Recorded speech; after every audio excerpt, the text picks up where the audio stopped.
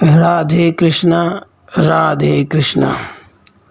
परमहंस गीता चौथा अध्याय भवाटवी का वर्णन और रहुगण का संशय नाश।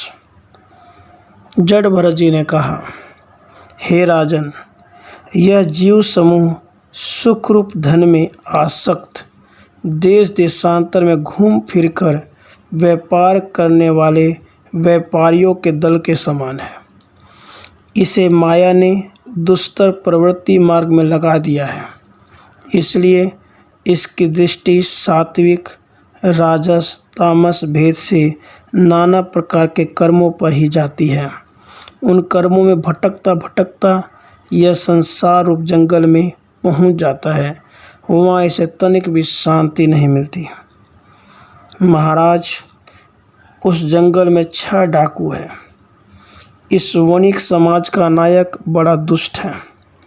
उसके नेतृत्व में जब यह वहां पहुंचता है तब ये लुटेरे बलात् इसका सब माल मत्ता लूट लेते हैं तथा भेड़ियां जिस प्रकार भेड़ों के झुंड में घुसकर उन्हें खींच ली जाती हैं, उसी प्रकार इसके साथ रहने वाले गीदड़ ही इसे असावधान देखकर इसके धन को इधर उधर खींचने लगते हैं।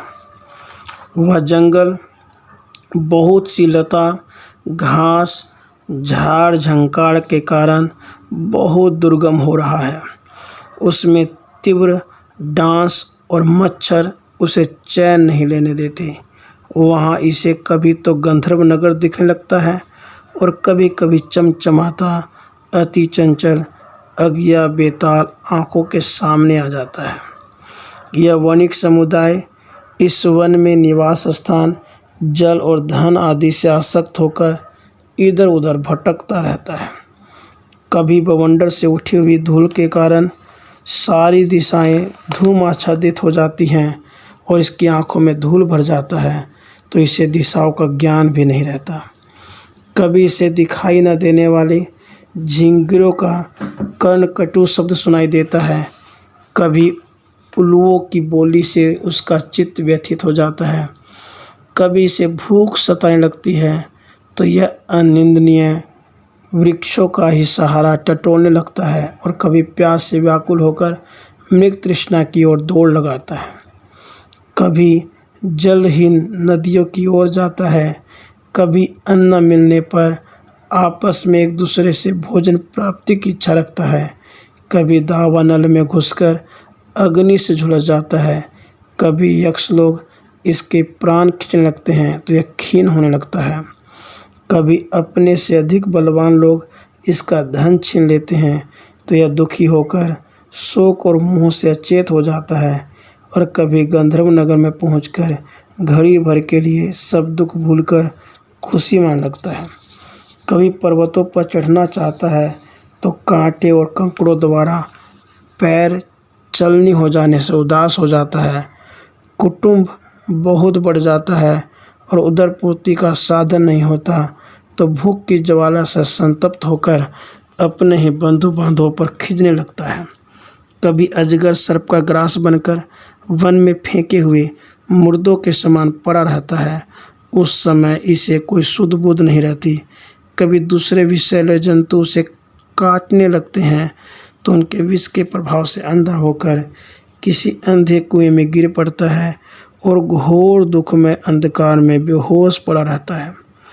कभी मधु खोजने लगता है तो मक्खियाँ उसके नाक में दम कर देती हैं और इसका सारा ही मान नष्ट हो जाता है।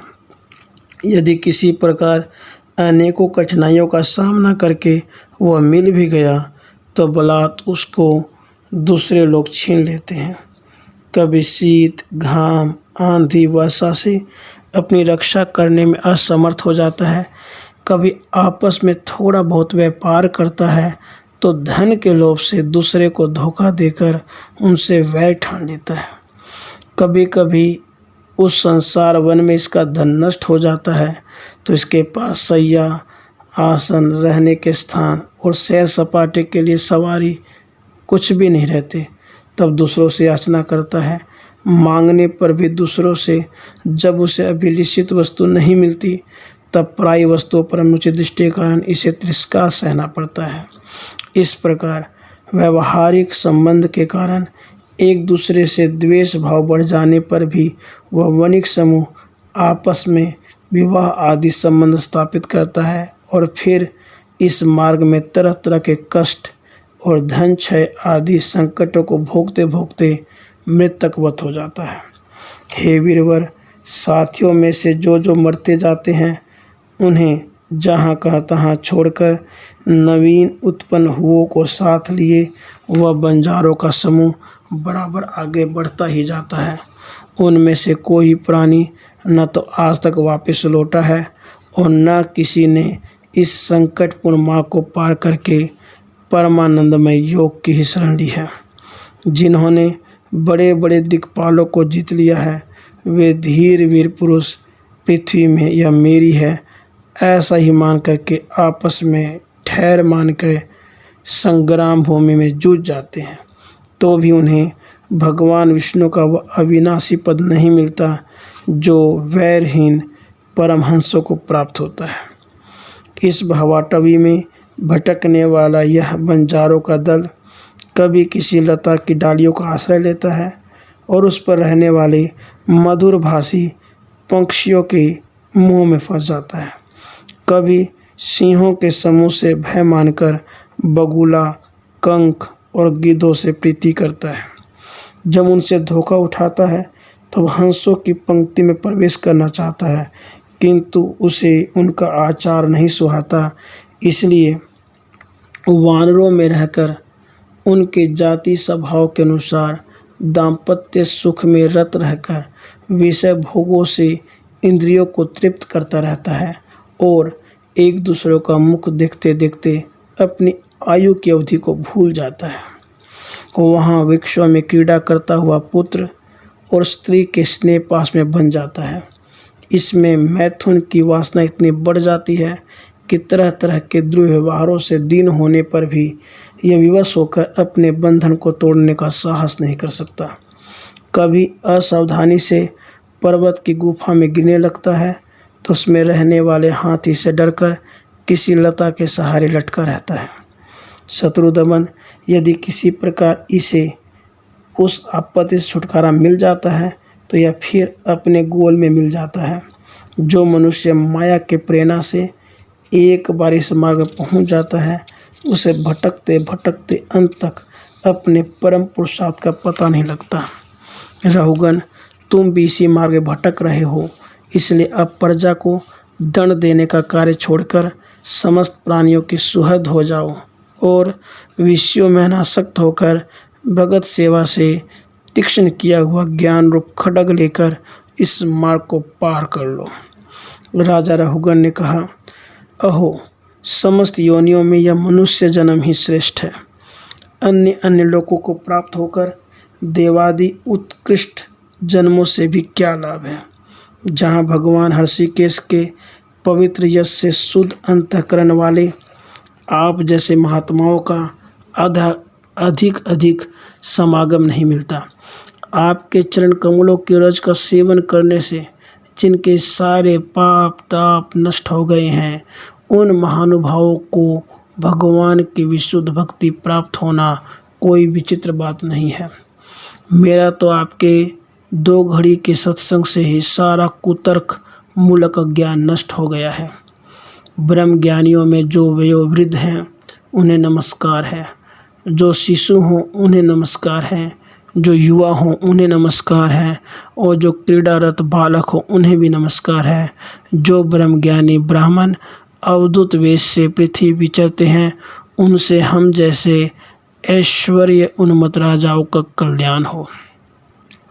श्री सुखदेव जी कहते हैं, उत्तरानंदन, इस प्रकार उन परम प्रभावशाली ब्रह्मर्षि ने अपना अपमान करने वाले सिंधु नरेश रहुगण को भी अत्यंत करुणावश आत्म तत्व का उपदेश दिया।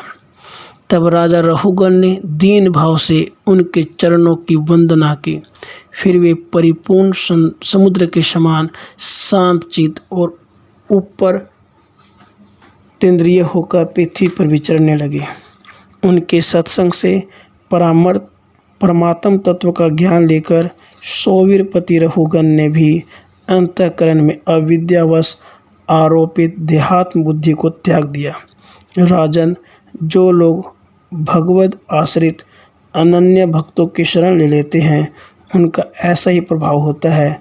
उनके पास अविद्या ठहर नहीं सकती। राजा परीक्षित ने कहा, महाभागवत मुनिश्रेष्ठ, आप परम विद्वान हैं। आपने रूपक आदि के द्वारा अप्रत्यक्ष रूप से जीवों के जिस संसारों मार्ग का वर्णन किया है उस विषय की कल्पना विवेकी पुरुषों की बुद्धि ने की है। वह अल्प बुद्धि वाले पुरुषों की समझ में सुगमता से नहीं आ सकता। अतः मेरी प्रार्थना है कि इस दुर्बोध विषय को रूपक का स्पष्टीकरण करने वाले शब्दों से खोलकर समझाइए। इति श्रीमद्भागवते महापुराणे परमहंस गीतायां चतुर्थो अध्याय। राधे कृष्ण राधे।